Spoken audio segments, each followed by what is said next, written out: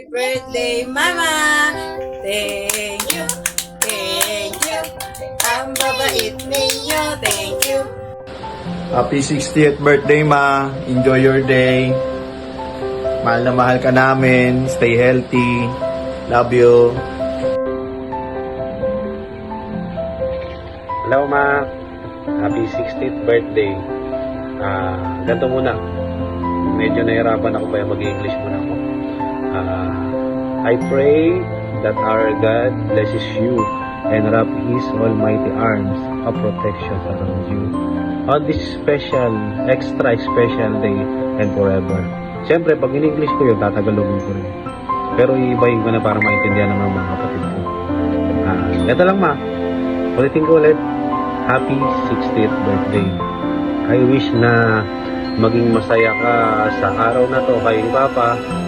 At huwag niyo muna problemahin yung pera. Kasi wala din ako nun. Basta ngayon, lagi niyo tatandaan, Ma, kaming magkakapatid, especially ako, nandito lang ako lagi para sa inyo. Suportahan namin kayo. At kung kaya, ibibigay namin hanggat kaya. At mahal na mahal namin kay Mama. Happy birthday ulit po. Happy birthday, Ma! From your pinakamagandang anak! Happy birthday, Ma. Ito yung galing sa pinakamabait mong anak. And yung maibibigay ko lang sa iyo ay yung verse na Jeremiah 29:11. Ang sabi dito, "For I know the plans I have for you, declares the Lord, plans to prosper you and not to harm you, plans to give you hope and the future." And ayun nga, Ma, yung mga ito ay mga plano ng Panginoon para sa atin. Kaya kung may mga plano man yung Panginoon sa iyo, alam naman natin na andyan kami para suportahan ka. And yung mga bagay na yan ay kaya natin gawin basta magtiwala tayo sa Panginoon. Happy 60th birthday po, Mother Mila. Ang wish ko po sa iyo is patuloy ka po pagpalain ni Lord.